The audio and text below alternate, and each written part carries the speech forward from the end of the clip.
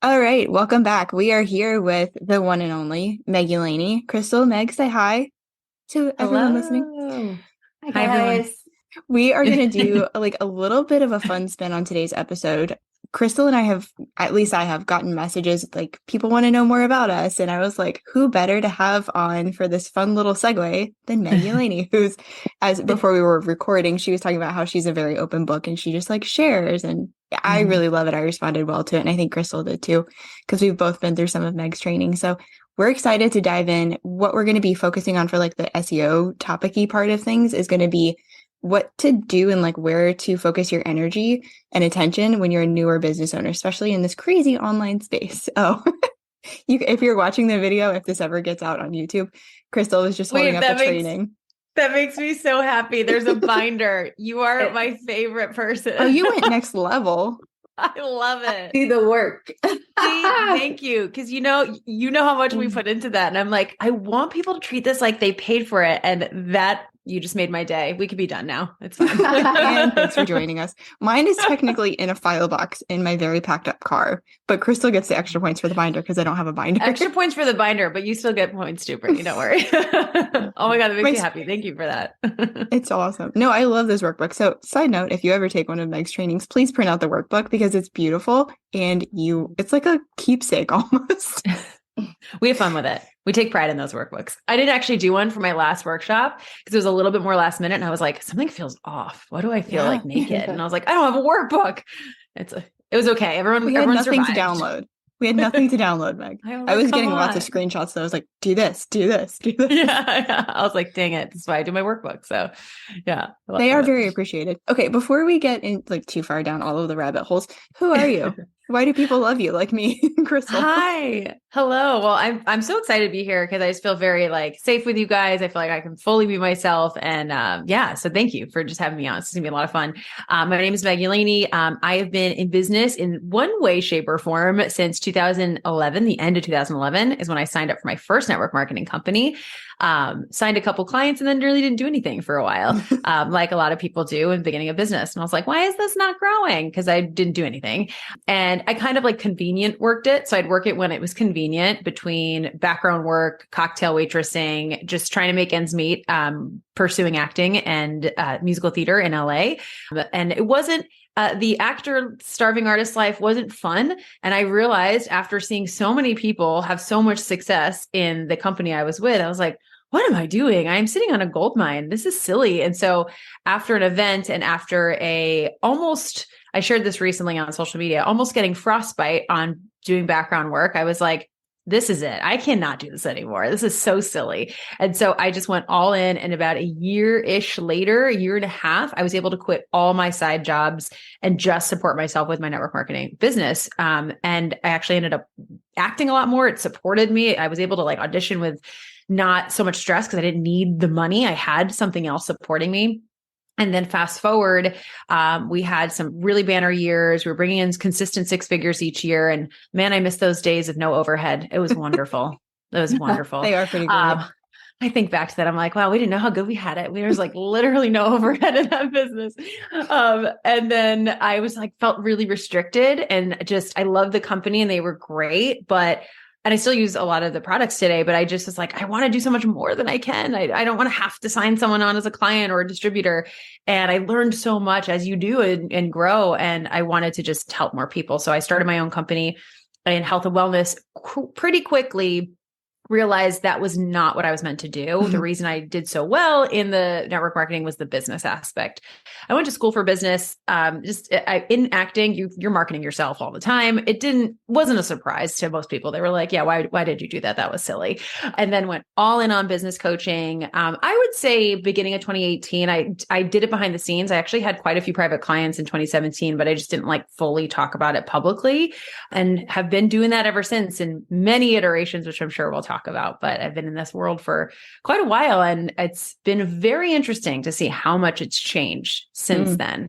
That's been a whirlwind. So I can only imagine what that would have looked like. And just for anyone listening, Meg is also my business coach. So she knows some things like I know some of her behind the scenes things. It's really cool. It's been amazing to work with you on a one-to-one capacity. And it was absolutely what I needed.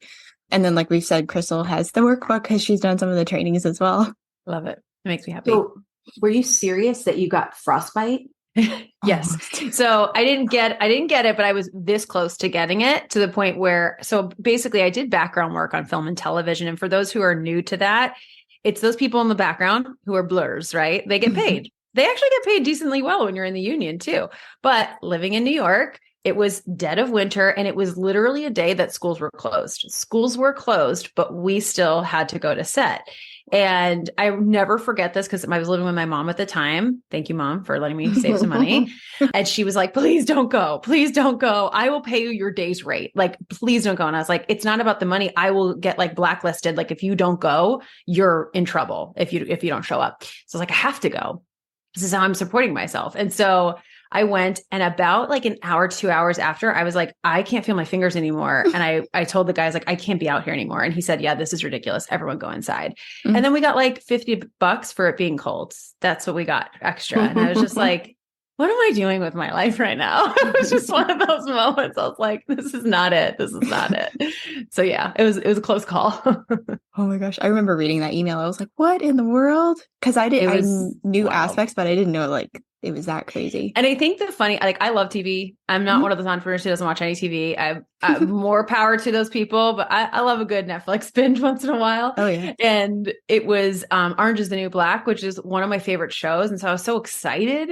And so I was like, oh man, this is such a letdown. So I was so far behind anyone. I didn't get to see anything. I was so in the blur and freezing my butt off. So it was fun. I'm glad you survived that. And now, so now tell people a little bit more about like why people like me know you, because you've been so transparent that you have shared a lot of really cool stuff. What has that been? Yeah. Yeah. So I feel like when you say that, you mean like the marriage stuff, the personal more stuff, of like the relationship and business. Yeah. Yeah. So I forget that, like, we all got connected later on. It's so funny. I feel like I've had two lives in this industry, like before COVID, which I think a lot of people feel that way, and then after. And for me, it's not because of COVID, actually. It's because of what was happening during that time. So in January of 2020, my husband and I separated. I asked for separation at the beginning of the year. We separated for 6 months, and then we got back together in June 2020. So we didn't know the pandemic was upon us when we separated, obviously. And that threw a wrench in it. We were going to start dating, and we couldn't because we had to be quarantined, and he was staying with his Nana, who's older. I was staying with my mom, who's older. And we're like, all right, we can't see each other at all, right? We have to be really strict about it. And we just were like, we can't work on this far apart forever. We got to try this. So we got an apartment kind of sight unseen, like we saw it online, but we couldn't go see it. Ended up working out wonderfully. We loved it. It was a great place. And since then, since we got back together, just really had to take a deep look at my business, because my business didn't cause our issues. They existed way before that. But as you guys know, entrepreneurship brings everything to light. It's like, hey, didn't want to deal with this. Now you will. Like, you're going to have to deal with this thing from your childhood. You're going to have to deal with this thing in your marriage. And it just brings it all forward, and it exacerbated a lot. And I almost used my business. Not almost, I did use my business as an escape, and it was wonderful in many ways, massively increased our revenue. Like, it was really great in so many ways, but it was also very unhealthy in so many ways. And I just like realized after the 6 months back together near the end of 2020, something's got to change. Like, I can't keep up this pace. I'm exhausted. I'm not giving him any attention. And when I am with him, I'm like a zombie because I'm so tired. And I just realized it wasn't worth it. Like, I don't care anymore. That's not my number one. My first priority is my relationship, and my business is second. And I really drastically changed a lot, had a lot of ego deaths in that time period. So yeah, it was kind of wild, but I didn't share about it until about a year after we got back together. So I think it was like April 2021, because we were in it. We were in the thick of it. I wasn't ready to share personally. And I also didn't want to share when we were still kind of rocky. Like the first 6 months back, it was like, what's happening? Then we bought our house. Okay, we're official. And then we got our dog. And I was like, okay, now we're really married, because I cannot have this dog in with me all the time. So that's when we really started to share, when we felt like really confident. And it was very well received. And it was wild how many people were experiencing similar things. And we're so grateful that someone like normalized it and brought it to light. So it's been a journey ever since. Yeah, at least for the business aspect of things, I'm like so in the thick of, as you know, figuring out how to stop being like 80% business, 20% life, and be more like 20% business, 80% life, or even more than that. And it's kind of like weird to figure that out, but it's also great to be able to see someone who's on the other side of it. And I'm like, I can get there. Like she did it. I can do it. Yeah, I appreciate that. And, it's something I think like we've talked about this before, but the word balance is so, it's like, what does that mean? And what we've noticed is we go through seasons. And I used to think it was like the amount of time you spent with someone, like that's indicative of your quality of relationship and all that. And what we realized was it wasn't the amount of time, it was the quality of the time. And like my husband plays poker professionally. There's days where he's playing 12 hours a day. I don't see him for like 2 weeks straight. I mean, he'll sleep next to me for a few hours. Right. I wake up at like 5. He goes to bed at 3. We're literally in bed for 2 hours together sleeping, and then rinse and repeat.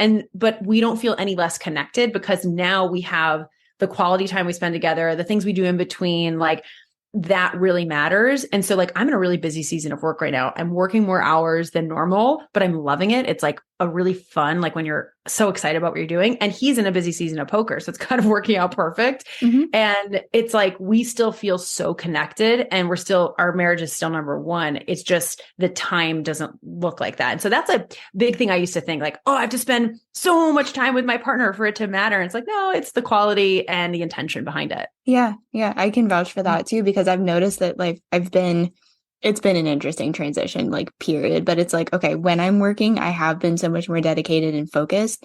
And that allows me to be able to turn off my work brain and turn on my like life brain and like being a good girlfriend and like showing up as a normal human, whether it's like with Daniel or with friends. It's like, okay, I can be present. So it's being present for me, whether it's being present for business or being present for like life. Totally. I love that. How about you, Crystal? Well, I think it's, this is a good conversation because I can't think of, at least like from the female perspective, one female business owner that I've ever spoken to who hasn't experienced some level of this, I mean, it's not even uncommon to women in the workplace, like when I remember before I had my son, I was such a jerk. I was teaching at a middle school, and one of the English teachers had a baby. And she came back to work and she was like, I just miss my baby and I just want to be with my baby. And I'm like, well, go be with your baby then, like what, because I'm just like pretty direct sometimes when I'm focused on different things. I didn't tell her that. This was all in my head. And then you fast forward like 4 years and I had my son. And our situation was a little bit different because she was military, her husband was military, they had the finances to support her staying at home and that type of thing. But for me, my husband and I are both teachers, and our pay scale at that time, like we hadn't had a raise in 9 years. So it was really ugly, but we were like super frugal people, like super chill, laid back. Like I still have clothes from 10 years ago or whatever, it's like not a big deal to me. But when I had my son, there's a part of me that didn't want to be reduced to just a mom. I was like, oh, but there was also a part of me that just fell in love, from the moment I was like, I mean, after I gave birth, I've told people this before, like my husband's in the room and I'm like, did you see that? Like we're like high-fiving and stuff. It was awesome. Oh, I love was that. Like, and that's why I haven't had another one, because it was all so vividly clear. But it was just wonderful, and so I embraced this idea of like, okay, well, I'm going to be a stay-at-home mom or whatever. But then I got it in my head that like people were judging me, for like my decisions, and we're broke, and I didn't want to go on welfare. So, and my parents are kind of like, well, go back to work, that's where I get it, So anyway, it's just interesting. There's these different things, whether it's our families or our work or whatever. I just feel like women are often put in these positions where we have to make choices that not everybody has to make. And sometimes it's just not so cut and dry or black and white as do this or do that, because life is full of nuance. So just wanted to share that. I love that. And if I could chime in, like something that you just reminded me of, I think it's such, like you said, such an important conversation, is the fact that a lot of times we hear this narrative for women, like you can do it all. You can be a mom and be such a successful business owner, all this stuff. And I'm like, yes. And like, it's not going to be equal. And I think I always bought into that. And then I like have tons of friends who are in the business who are moms and all that. And they're like, oh no, that's not how it is. And when you can't do it all because you're having a tough season, you feel like a failure and you're like, what's wrong with me? She's doing it all. She's not actually. She's not. But we don't know that unless she talks about it. Yeah. Yeah. And the thing that really stuck out to me that you said, Meg, was just the issue here is the quality of the time. Because, I used to think, oh yeah, work-life balance. But it's like, even when I was a teacher, there was no work-life balance. Even when, before I was married, like I loved to work, like I was designing bulletin boards at home, I'm one of those people, like I just love whatever I'm doing, I'm in it, and I coached high school volleyball. And I mean, my husband and we coached together. And it was one of the best and worst times because, again, I didn't want to be just a mom. So the opportunity came to coach this varsity volleyball team. And I thought, okay, that's an identity I can grab onto, and it almost killed me. It really almost killed me because I have like some emotional regulation issues or something, but I remember we had this Jimmy V moment in the game where, our teams were very good. We won like some championship type stuff, like at the league level and that type of thing. But I'm looking for someone to celebrate with because we just won, and I'm like, I'm looking for my players. And then I look to my left and there's my husband. And it was like, God just gave me like this certainty in that moment that I was like, why am I looking everywhere else? This is where it's at right here. And whatever loneliness I felt up until that point, like really, was healed in that moment. So it was pretty special. So it wasn't all bad. There was some really great times in coaching. I got chills when you were saying that story. That's really powerful. I like pictured you in a gym playing volleyball. Yeah. Or coaching volleyball. I don't know why I like vividly could picture that. Yeah. That's pretty intense coach. So that's probably why, how you said when you get really into it. But yeah, so those are the moments that, I've kind of had to, check my own heart and my own ambitions, not necessarily because I'm not ambitious any longer, but I was having competing priorities that really, there was no competition there. Right. I was forcing the competition. So I see that surface in business as well sometimes. Yeah, totally. Jakes. Well, as you were talking about just what you wanted to do and thriving when you're in work, I immediately remembered there was at least one semester in school, maybe two, where I had 3 part-time jobs. I don't remember exactly what they were. And I was taking 6 classes. 3 were online, 3 were in person. So talk about, I had a really, really bad first relationship. And I think from that point on, I was like, work, that's my identity. This is what I do, because I didn't want to deal with the stuff. So I, 3 part-time jobs, 3 online classes, 3 in-person classes. I don't know how I did it looking back, and I don't need to, but just to know that like I can put myself at that level, I can push myself that hard. That's wonderful kind of in a way, I guess. But also like, I never want to get back to that point. So there have been a lot of moments recently where I'm like imagining that, remembering that, and just being like, nope, we're going to go hardcore the other way. Yeah, for sure. It's tricky. I think the word identity that you guys both use is so huge. And it's like, I remember reading Atomic Habits, and James Clear talks so much about that's when your habits change, is when you take on an identity. Like, I am someone who exercises. I am someone who does this, like whatever it is. And it's wild how much that really is, even in business. It's like, once you take on this identity, it's so hard to let go of it. And it can be really dangerous. If that thing goes away, you're like, who am I? What's going on? Crystal's got a good story about that one.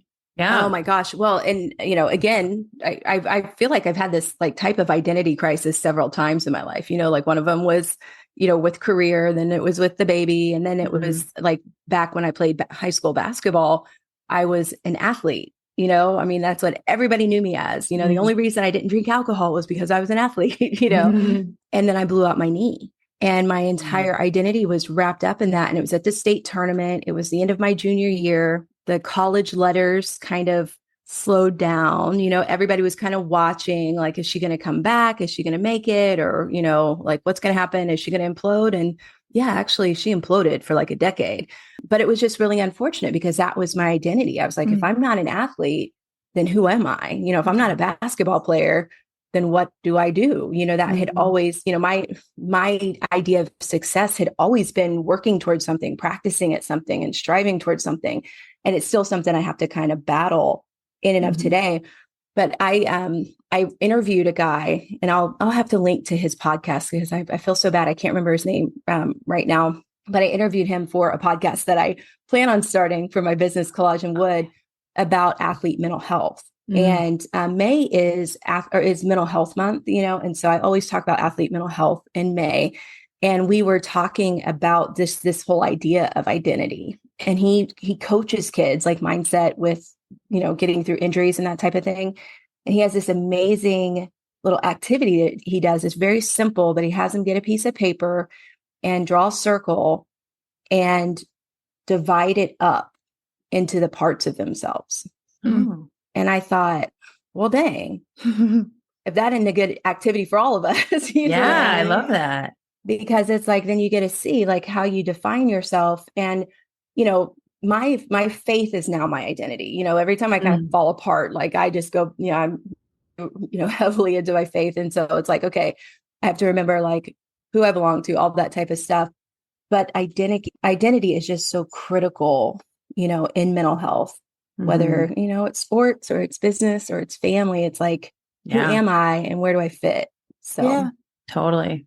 Oh, I love this conversation. I know. I think it's so huge for business owners too, because like you said, if that thing goes away, like that happened to me at the end of 2020, that was a huge part of my ego death, was like, I identified as someone, and it sounds silly now, but I don't want to downplay it because it was something I worked really hard for. I identified as someone who's made a certain amount of money. And I was like, this is who I am. This is what I'm known for. And now that I got rid of that, I was like, I need to take a step back. I was like, oh, am I going to be taken seriously? And all these things. And I'm like, of course you will. But at the time, you think that's your only worth or whatever it is. And it definitely rocked my identity for a long time. And it's been like a 2-year journey, honestly. I feel like I've just come to terms with everything and been like, no, there's so many other parts of you. And there's so many other great parts about your business and how you help people. They don't care the number of dollars in your bank account today, like at all, So no, I love that you brought that up. Yeah. No, sorry. They just want to know if you're there for them and can actually help them. Yeah. And this is making me think of kind of a flip on the identity spin, because I had been known as a massage therapist. 2020 hit. I ended up watching a webinar, realized I really loved copywriting, and was like, okay, let me like go down this, path and be a copywriter. And my intention was 1 foot in massage, 1 foot in copywriting. That may still come back to be my intention. But at some point I was like, I'm confusing people. Like I always go back to think about my Instagram profile because that was like my pivotal moment that like I'll always remember, because I was like massage, copywriting, and trying to straddle the line. But because I was doing that, I was confusing everyone. Yeah. And I wasn't really getting the leads that I wanted to get. Why? Because I was confusing them. I wasn't owning it. I wasn't being like, okay, this is who I am and how I can help you. And as soon as I made that switch with my content, with my bio, with feeling like, what I think about is when I was in massage school, we had 2 semesters where we would work on people. They could come into our school and we would give them massages. They would pay. It was, the whole deal. But we were also kind of being monitored to make sure we knew like proper technique, and we were like working with the client appropriately, all that stuff. And I had this one guy come in and he assumed that I had been a second semester student. And I was so flattered. I was like, no, I'm in my first semester, started telling him my story. But I reflected back on like why I did that. That person needed to feel comfortable with me. That person needed to feel like I had their back, and like I wasn't going to come in there and just like ruin their life, traumatize them, whatever horrible story that we can spin there. So I needed to feel confident. Even if I didn't know everything, like I could at least make them feel comfortable. So I realized that I needed to take that into the online world, and I needed to not fake it till you make it, but I needed to present that. I needed to show up as that person and kind of like own it and claim it before it felt good to me to own it and claim it. And that has really, propelled me forward. I love that. That's amazing. Yeah. So for anybody who is listening and is newer to the online business world, tell us a little bit about like how you're working with them and, any thoughts that come to mind there.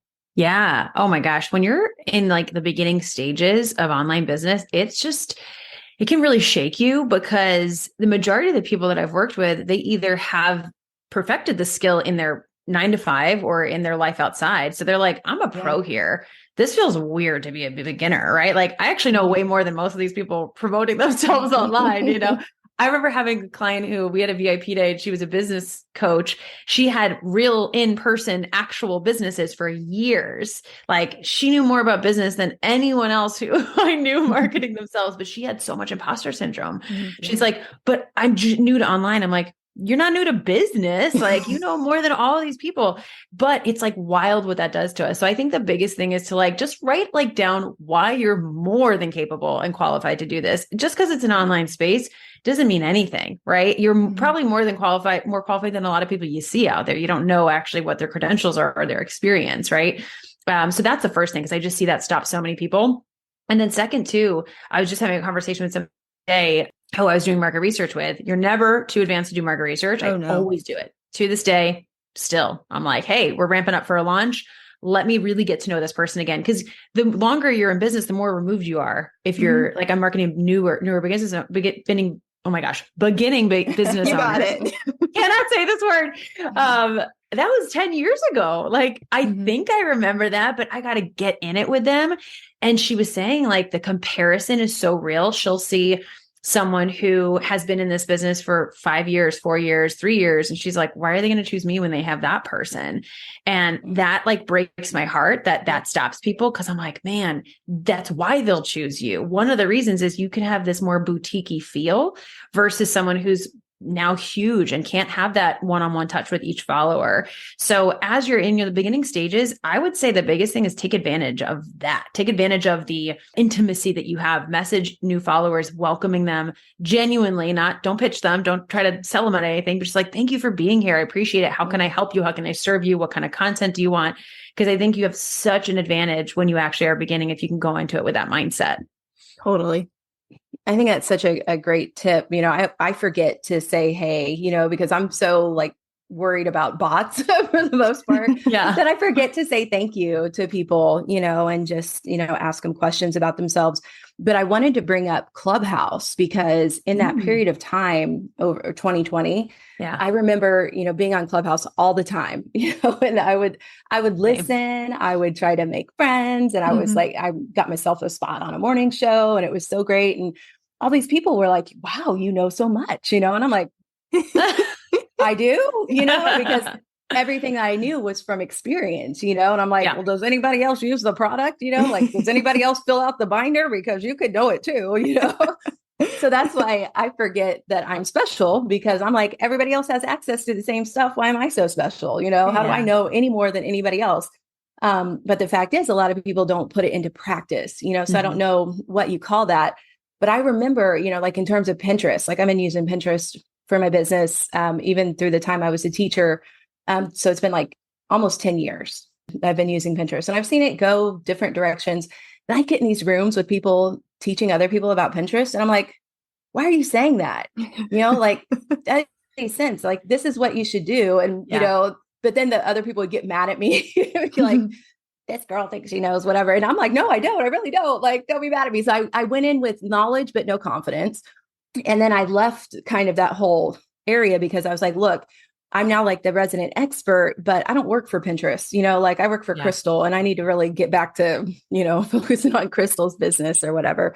But I just think it's interesting because even now, you know, because back then Shopify and Pinterest had just started their partnership and their integration. And so I'm telling everybody, if you're an e-commerce seller, you need to use Pinterest and become a verified merchant. And people are like, what are you talking about so hard? I'm like, not with Shopify. You know, it's like 3 years ago.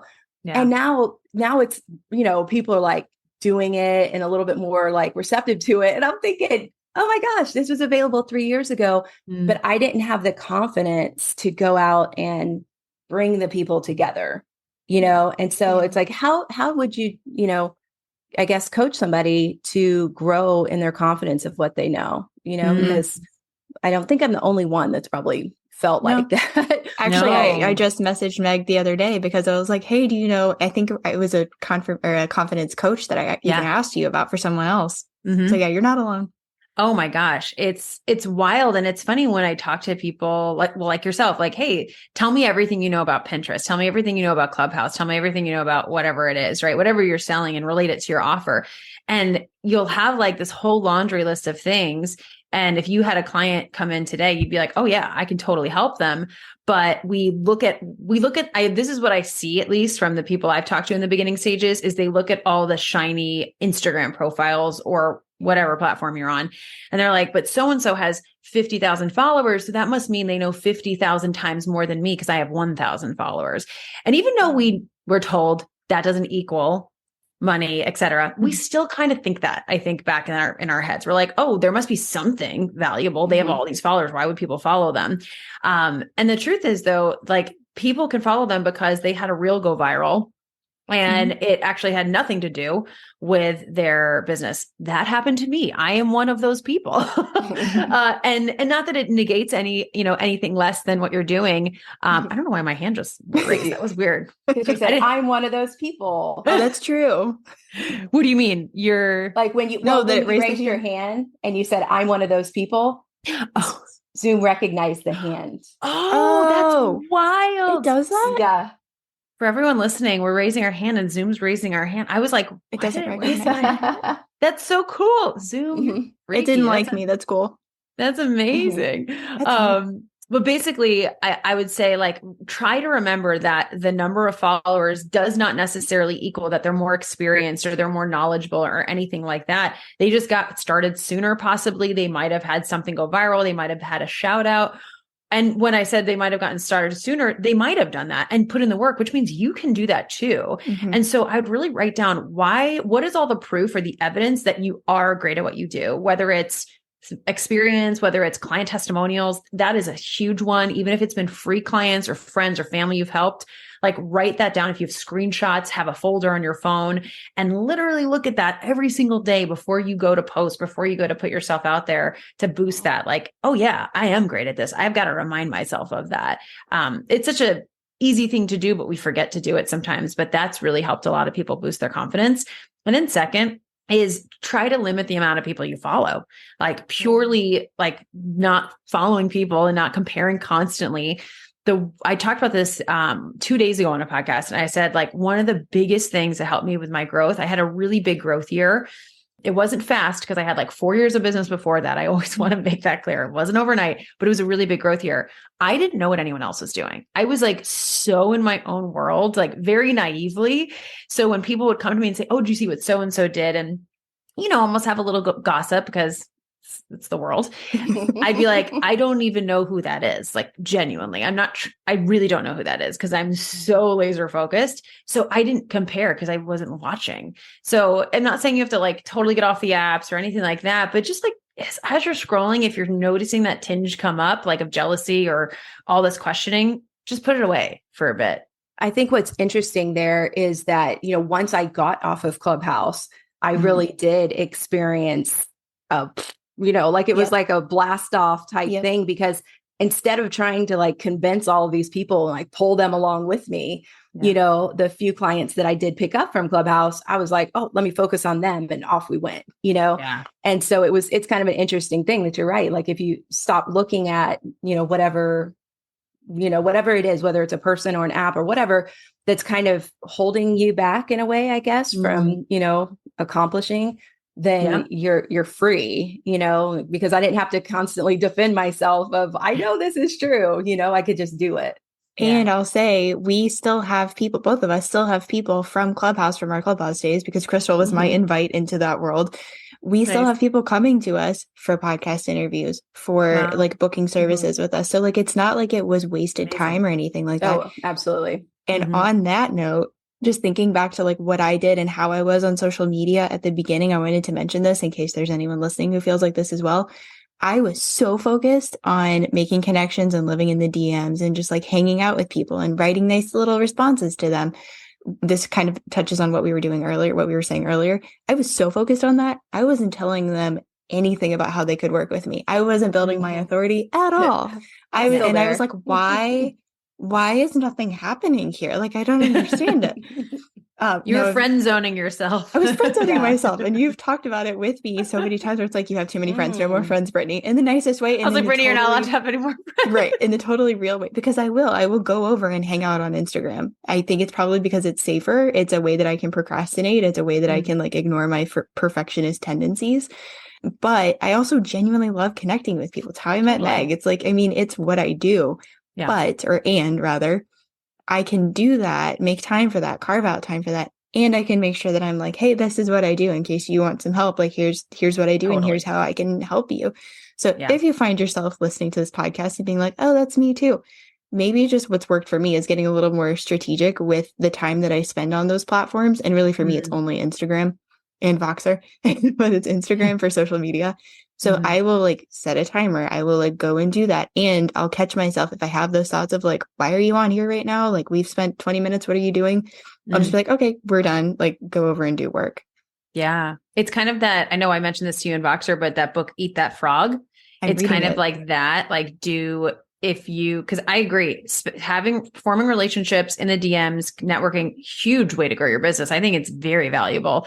And you're such a super connector. It's incredible. But a lot of people do find that where they're like, oh, wow, I've spent so much time on this. I haven't actually like talked about what I do or put out an educational post or help people in that way.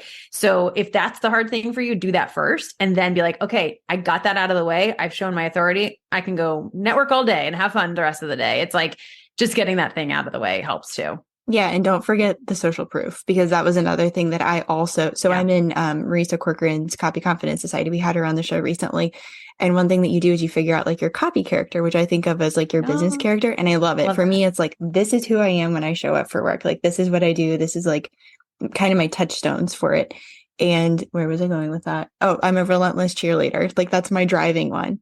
Yes. And one of the big weaknesses, we'll say, for that character is that you value your clients, but you don't value yourself. And I think for me, as part of that, sure, I'll share testimonials, but I won't really link it back to like, here's what we did, here's how I helped them. I wasn't great at that in the past. Like, I've recently gotten better with that, but make sure you're shouting out your people and tying that back into like what you did and how you worked with them and why you're so wonderful.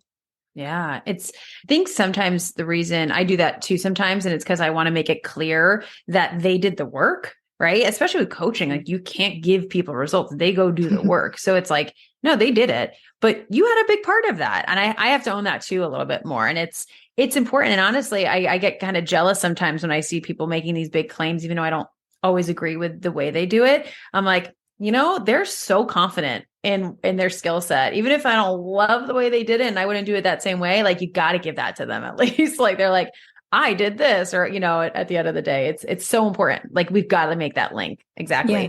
And something just really quick to go back to the beginning that just reminded me, because I'm doing a workshop on it in a few weeks. That's probably why it's top of mind for me, is something else that'll help your confidence is knowing exactly what you do with your clients once they come in. And I know that might sound like an obvious thing, but I can't tell you how many people I've talked to who are like, okay, well, everything's super custom, so I don't know how to explain it. And then when people ask them, they're like, it's just really great. You're going to feel awesome. And it's very vague versus like, okay, but how do we make this like intangible thing, right?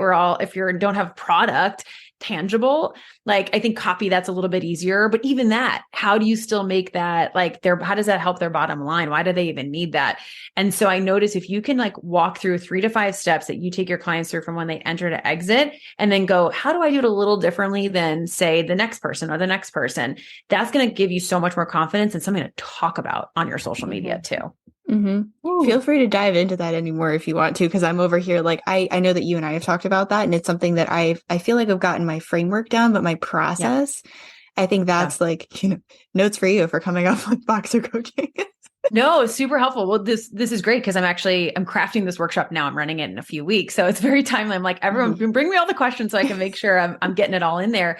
And I have 3 clients in particular. I'm making a post in a few days and highlighting them because all 3 of them have created a method. You could use the word method, framework, process, all interchangeable in the way I'm thinking of it.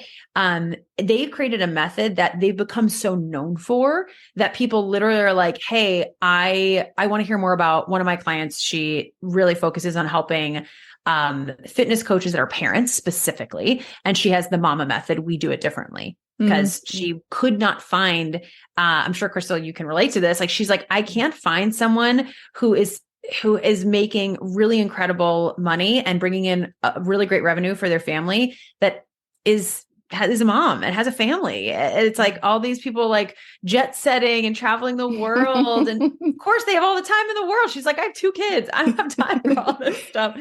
And she's had so much success, and she's really narrowed it down to like very focused money-making activities. She's got this great method. I'm like, let's put it into something that they get and they can understand. And now it's like people are coming out of the woodworks for her mama method, right?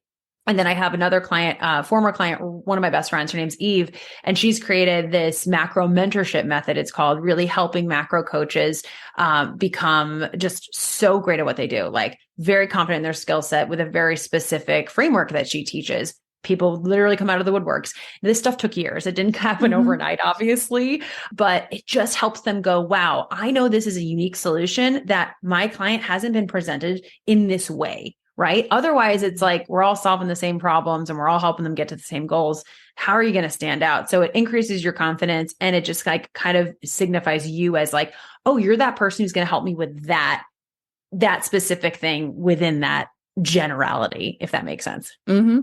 Okay. So I have kind of a 2-part question here, because I'll just start with the first part. When you're coaching and you're not, I mean, because it's like, I think it was Marisa who was like, you should be like an Etsy coach or whatever. And I'm like, hey, that'd be great. I mean, I'm not certified. Do I just call myself an Etsy coach, or a handmade seller coach or whatever? Because, I have the problem of sharing information and saying, hey, this is what I'm doing. This is how it's working. You should do it too. And I get people who are like, oh, can you do it for me? And that's been new over the last year or so. And so there I was, just like your girl that you're talking about, like, well, it's a multi-step process, and it's, specific to the person. And yeah, I really can't tell you what you're going to get out of it, but I just told you what I got out of it. So, it's weird to think of it like that. I can do it for myself, but doing it for other people makes me a little bit uncomfortable. The other part of it, I think, is the coaching side of it. I feel a little bit more, I feel more confident in, because I control that and the people control their output. Yeah. You know what I mean? And so it's, I don't know, it's like a mixed bag, because it's like, I want to share information with people. I want them to apply it. I want them to experience success with it, but I can't control what they do with it. And so, I've hedged into things, and then I'm like, if I like that, that feeling. So I don't know if you can speak to that, or if that's been a issue you've heard before. No, I'm so glad you brought that up. I got a question the other day that I think is related to what you're saying. It was like, I have a custom offer. How do I have a process? It's so different per person. Everyone's so different, right? And you can't control the results. And I'm so glad you brought that up, because in coaching, that's the biggest thing. It's like, you could have the best laid process I could give. And I mean, I've coached hundreds of clients in this group program. And yes, we have so many success stories, but we also have people who didn't have success. Every program has that. Every program. Not everyone wants to admit it, but it's just the truth, right? They followed the process, and we encouraged them to tweak it to be their own, and we helped them make it their own. And it still didn't result in what they wanted to necessarily. That's always going to happen, because you can't control what happens. So that's something like going into setting your framework or making your process or communicating it. I always say, and you'll see these disclaimers on people's websites, they should be there at least, like, results may vary. You cannot guarantee, blah, blah, blah, blah.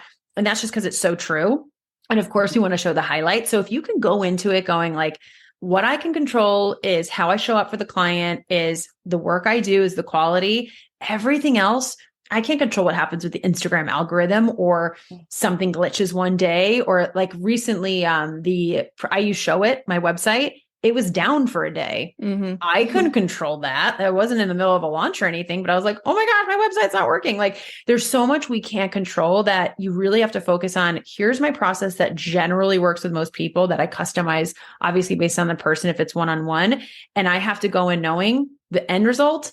I can only do so much. I can only do that process. That really, there's so many other factors. Does that make sense? Well, it makes sense, but that leads into that second part of like, there's so many other factors. So like our friend Erin has been on the show, and she's a copywriter, and I'm very good at technical SEO, and very good at, keywording and, getting traffic. But when people get to the page, then there's that conversion element with SEO. And so it's like, okay, yes, step one is getting the traffic there, and that's its whole, it's a monster by itself that you have to eat one bite at a time. Yeah. But once you get that technical piece done, then there's the element of on page that is copy and product descriptions for e-commerce and headlines and, making sure your alt text is, optimized for search as well. There's all those other things. So it's like, there's a step one, and then there's a step two, and beyond that, there's like step 3, 4, 5, and 6. You know what I mean? There's always something else that can contribute to a person's ability to convert. So where can you focus when you know that, the steps continue to walk on? Yeah. It's a great question. I would say, and this is something, I definitely find myself, because I'm like, oh my gosh, there are so many steps. Like we've got to create the great content to get them in, or the SEO to get them in. But then we've got to make sure that where they're going actually nurtures them the right way and then sells them into the offer. There's so many parts. So personally, I recommend on focusing on one at a time. And so the reason I like to start with the framework is what I've noticed is a lot of people don't even put themselves out there if they're not confident about what they're doing once that they get someone. They're like, I have a business. Yeah, right. It's so common. It's like, I have a business, but I'm not going to talk about it because I don't actually know what I'm going to do when someone comes in here. I know I'm really great at what I do, but I don't know what I'm going to do. And so then they're not even talking about it. And so they're not even getting the traction. So that's what I think that's the first place is like, get clear on what you actually do. Otherwise, you're not going to be confident talking about it. And let's just be honest, you might not help them in the way they need to be helped. Like if you might need a little bit more training. Most people out there don't. Most people over certify, overtrain, and think they need a million things. So I'm not saying that, right? But sometimes like the imposter syndrome is because you might need a little bit more clarity on actually what you're doing when they come in, which you can find pretty quickly. And that's where I would start. And then I would reverse go, okay, great. I'm so confident about what happens when they get in. Now let's talk about the messaging to get them in. Right. And then let's talk about how do we actually, the lead generation, you know what I mean? That's where I would start. It's kind of like in the middle, moving backwards, if that makes sense, where a lot of people start at, how do I get people in? And they try to start at the marketing when they've got to start at perfecting their skill. And I would even say, I think she said it on the podcast, but Brenna McGowan, I always hear her say that you're selling the process, not the product. So I know how big it is. And she works with pre-launch. Yes. So she knows what's up with that. Like you have to know what you're talking about, what you're selling. Yeah. Really, I feel like, at least in how I view things, definitely the process. You have to know what you're about. Yes. Like, if you don't know what you're about, that's part of the magic sauce, like that you're selling is like going back to the example that you had, Meg, with your client is like, why are they going to buy from me? Because it's you. Yeah. Because they click with you. Yeah. You're the differentiation between everyone else they could choose who's promoting the same thing, essentially. You know what I mean? Like at the end of the day, business coaches are promoting, I'm going to help you make more money. That's very general, but it's just the truth. How do you do it differently? What's your unique skill set? What do you bring to the table? Right. And same thing, SEO. I'm going to help you get more eyeballs. I'm going to help you get more leads. Great. How do you do it differently? Right. Yeah. Chris, I saw what you dropped in the chat. Like, I feel like copywriting, if I may, we are speaking to the emotions. Like I had a project that I was working on recently it's with two guys, and not that guys aren't like tapped into their emotions, but often they're not. There's like a little bit of a piece that's missing. Like I'm hedging that. I'm squinting as I'm saying this if you're not watching the video. So when they were trying to help with the copy and they had suggestions, and I always appreciate suggestions, but it was like, feel confident, da da da da da. And I'm like, guys, we can't like say that. We have to imply that. We have to make them feel safe. You don't just like call it out. So I would say for me, what works really well for me is like going back and talking to people. I'm always going to tell you to go talk to your people because that's where your social proof is. That's where your copy is. Like the people can say the words better than you're ever going to dream it up in your head. So I think, something that I'm going to be doing recently coming up is market research, doing ICA interviews. Meg, you're saying that you're doing ICA interviews. It's like we always do it. So great. I got so much from it. And I was like, wow, I need to do more of these. I have a whole transcription, Otter.io. Is it IO? AI, something like that. I don't know. Otter. Look it I up. transcribed everything and I was like highlighting. I was like, this is gold. I'm just copying and pasting. And the key is not to change what they say. A lot of times people are like, oh, let me make it sound better. It's like, no. That's what they're saying. Leave it alone. Don't change it. Yeah. It's so hard. A book really quick, that I'm reading right now that is helping kind of what you were saying, Crystal, about so there's something emotional that you're missing with sales is Stories That Stick. Have you guys heard of that book? You had it in your stories and now I want to buy like 5 copies. So good. It's so good already. And I mean, we all know you guys are in the copywriting SEO world, stories are huge, but that's, I think, where the emotional aspect can come from. It's like, they use this example of, Apple. And this was when like Apple iOS was having some issues, like public facing, they weren't in the best light. And they were, instead of having their commercial focus on like the features and the benefits and all these cool things they can do, it showed a kid, it's a commercial that you can find on YouTube, but they showed a kid that was like on his phone the whole weekend of Christmas weekend, like not paying attention to his family. And then at the end on Christmas Day, he had this like huge montage of all the memories from the weekend. So he wasn't actually like on social media. He was recording and documenting and then created this beautiful memory. And it was like so big for Apple because it associated them with like the memories you can make. Right. I was like, oh my God, I was like reading this, like tearing up. I was like, this is beautiful. I haven't even seen the commercial and I'm like tearing up. And it's like, you could talk about the features and the benefits and all this stuff. Same thing with sales. And I'm glad you mentioned that, Crystal, because I wrote down a whole list of things that like more money or sales or whatever have brought me. Mm-hmm. And it's like, it's never about the money in the bank account. It's like some of the security. And my husband was able to spend 6 months with his father as he was passing away that he wouldn't have been able to do if he was in a 9-to-5. But because of our business, he was able to have that the once in a lifetime true time, and a whole other list of things. And so I think if you can think about all the stories that relate to the result, because people aren't buying the money, they're buying what it can give them, the life, the experiences, same thing with the health or whatever you're selling. Yeah. It's a great book. Buy it. I really need to read that, especially like anything with story. I'm like, I'm in, but that's why I think case studies, like that's what drew me to them. And even recently, I got to figure out how to work this into my messaging, but I just started realizing why I was so drawn to case studies. Like, yes, I woke up from a dream where I was like, I need to be a case study copywriter. Don't ask me why I had that dream. I have no idea, but it literally happened. Very specific dream. So specific. Like my brain was just like figuring out all the pieces and putting them together. But what would happen in my massage room, people were talking to me. I was telling them, hey, I went to go see Bethany for acupuncture. Oh, really? Tell me more about that. And I would tell them about the entire experience. Yeah. Someone would be on the table, like, let's say it's a CrossFit person, because I had a lot of those. They were on the table and they're like, oh, I have such and such is happening and I'm not able to do what I once was able to do. Oh, you're not alone in that. I have another person. Of course, I was never revealing identities, but I have another person that went through blah, blah, blah, blah. I was telling their story. They were feeling less alone, which is a huge guiding light in my life. And it's part of what I love about working with you and what drew me to working with you. Cause like, that is such a message. It's part of why Crystal and I were drawn together. It's like, you're not alone. There is a community. There are other people going through something at least similar. And here's what happened. And here's how they are on the other side of this. Even like what I was telling you with like me feeling like I'm very much in it, of going from like the heavier with business, lower with life, and like flipping it to where I'm, building the business I want around the life that I want. Like, it's great to see who is on the other side of that and what that looks like. Yeah, totally. I love that. Oh my gosh. I feel like we could talk to you forever, but you probably have. You probably have. I've loved this. You guys are awesome. Like, you just have such a good rapport too, like a balance with both of you in here, which it's hard to do with 2 co-hosts, and you're doing a great job. I'm like taking notes for Mike and me for our couples combos. I'm like, okay, we're going to do the raise hand thing because that would work beautifully. We don't do that. I feel like I was much more civilized today because sometimes I'm like, but we're constantly cutting each other off. I'm like, wait, this is a very simple and great skill. We're going to do this. That makes me feel really good because I worry sometimes that I'm like too pouncing on a moment and too passionate. So thank you for saying that. No, you guys were great together. You balanced each other out really well. Thanks.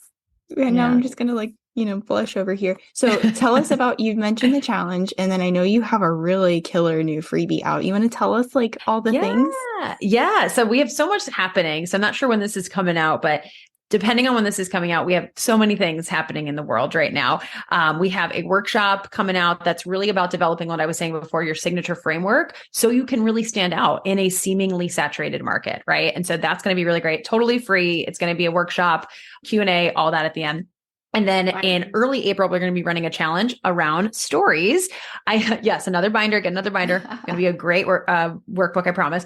We're going to have and this is why I'm reading stories that stick. I wanted to just a refresher. I've always been really naturally great at writing stories. It's been just in the acting world. I've had to tell a story my whole life. Like, it's just very ingrained, but I wanted to just get more knowledge on that. And I'm going to be running a challenge that's like how to craft your story to specifically sell your offer. So it's really building upon each other, because if you do the framework workshop, you're going to have that piece, which then we're going to craft a story to sell that essentially. It's all that's happening in the next month and a half. So all free, lots of fun stuff. So if you just head over to Megan Yelaney on Instagram, all that's going to be there. I was going to say, just go follow Meg, just stay over there. Just when you go on Instagram, do what you need to do and then make your fun time going over and checking out Meg's stuff. It really does build on each other. You do. Do a great job. There was one question I wanted to ask you that I forgot to ask you in the very, very beginning. Yeah. And it's about your name. You're hashtag pretty awkward entrepreneur. Yeah. And to me, you seem anything but awkward. Thank you. So what is that about? I love that.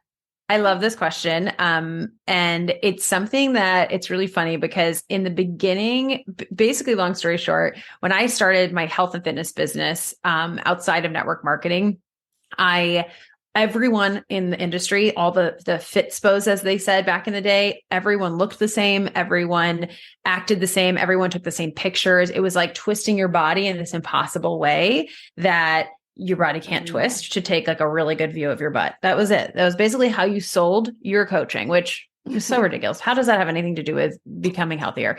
But that's what we did. And I was a good student. I was a very good student. So I said, okay, I will follow the rules. I will make the pictures. And I was taking a video one day of myself, because that's how you get the best shot. Still a good tip. Still a great way to get good pictures.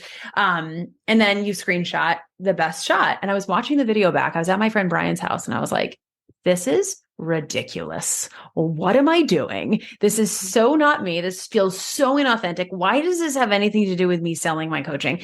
And I posted the video and made fun of it instead. And I was like, I'm not doing this anymore. And it went viral for my page at the time. I got a ton of clients from it. And I just quickly realized I should be business coaching. This is not what I was meant to do anyway. I think that's why. But it started hey, let's just be ourselves. In the video, I was very awkward and I was like, this is weird.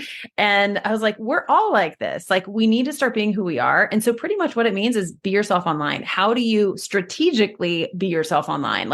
Take your unique traits and use that to build your brand. Use that to be ooh, when I think of Harry Potter, I think of Meg. When I think of this, I think of Brittany sends me stuff all the time, little things it associates you with that person. That keeps you top of mind. That increases likability factor. And that really helps you stand out from everyone else. So it's more so just being yourself. But I do have many awkward moments. You just haven't seen it today. Okay. So on that note, you asked your question that you forgot. I forgot to ask you about SEO. How do you define SEO? There's no wrong answer. Ooh, I love this. That was a close one. I know. Means search engine optimization. Love it. Let's go. That's what it means. Honestly, how I define SEO, you're going to love this as SEO podcast, and definitely going to come back to you guys in a few months. I define SEO as limitless possibility and I'm not going to say this very eloquently, but way less being on. Limitless possibility, true freedom. When I think of SEO, I think of things working for you behind the scenes. You're not on screen. You're not, I got to go on stories today. I got to do this today. And to be quite honest, I don't have a lot of that set up. And that's actually the reason I said I'm circling back to you guys halfway through the year is that's a quarter 3, 4 project for me. And my husband, I think, is going to take that over. Is he wants to learn it. And learn from really smart people. And so that's something that I'm like, man, I wish I started that earlier. I did it back in my fitness business. I did Pinterest and all that. And I'm like, why didn't I continue that? It was working so great. I was getting opt-ins all the time and I wasn't doing anything. So SEO to me is freedom and not having to be on all the time. I love it. Beautiful. Oh, thanks, Crystal. Yeah. You're welcome. I just said that of course, I had to check her out and, get her numbers before the episode, and she's doing much better than she thinks she is. So accidentally. So thank you. It's not though, because we could turn this into like a 4-hour podcast. It's not though, because it's all about SEO is really like being intentional and really focusing on who you are, what you're about, what you want to be known for. And you do that. True. I'm good at using keywords because I know what my people need to hear. So, yeah. And that's what B always says. She says, whether you intend to have an SEO strategy or not, you have an SEO strategy. So good for you. Yay. Yeah. Thanks, guys. I thought I was starting at ground zero over here. No, never. Yeah. I wish I start earlier. You don't need to be at a certain number of followers. You don't need to make a certain amount of money. I wish I started at 0. I wish I started right away. Like, think about how much you could intentionally build up. So yeah, I love what you guys are doing. I think it's so important. Thanks, man. I'm going to be so rude. I have to go. That's okay. Awesome. I do too. Sweet. Okay. I loved having you. This was so good. And we will have to have you back if you ever want to come back. We can chat more SEO. Thank you so much, guys. You were amazing. I had so much fun. Yeah. Wonderful to meet you. Yeah, you too. Okay. Bye. Bye, guys. Yay. Thanks for joining us today. If you like this info, subscribe before you go, so you never miss out on something related to SEO. See you next time.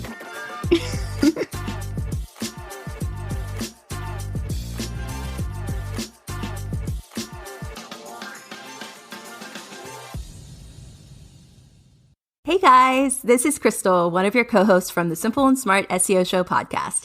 If you're looking for a unique, handcrafted way to spruce up your home or office, then collagenwood.com is the perfect place for you. We are a small, woman-owned business that offers a range of beautiful wooden signs for your home or office. Our talented team of artists will work with you to create a sign that perfectly suits your needs. So why wait? Use promo code SIMPLE10 to save 10%. Visit collagenwood.com today. Save 10% with promo code SIMPLE10. That's collagenwood.com.